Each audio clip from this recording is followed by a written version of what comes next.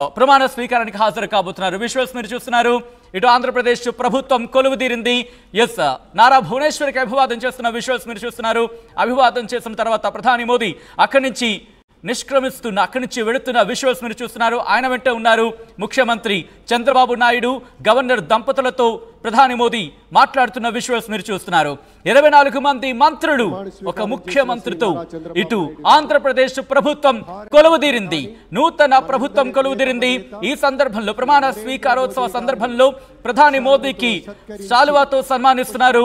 ఆంధ్రప్రదేశ్ ముఖ్యమంత్రిగా మొదటి సన్మానం.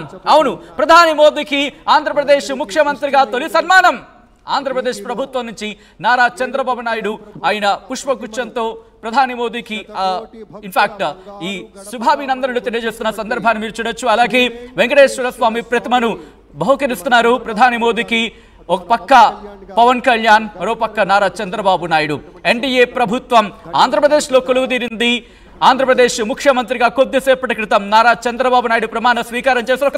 ఒక్కసారి ఇక్కడ ఏదో చర్చ జరుగుతుంది. ప్రధాని మోదీకి పవన్ కళ్యాణ్కి మధ్య చిరునవ్వులు చిందిస్తున్నారు.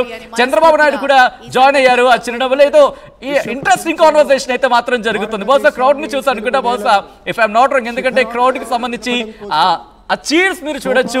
ఒక్కసారిగా గ్రూప్ ఫోటోకి సంబంధించిన విజువల్స్ ఈ ఫ్రేమ్ కోసమే వెయిట్ చేశారు.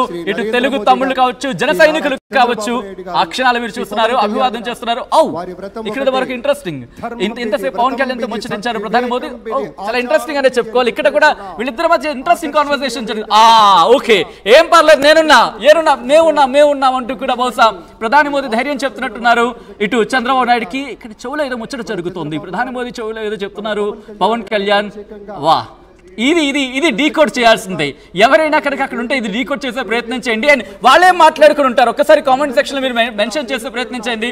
ఇంట్రెస్టింగ్ ఉంటే కనుక మనం డిస్కస్ చేసుకునే ప్రయత్నం చేద్దాం.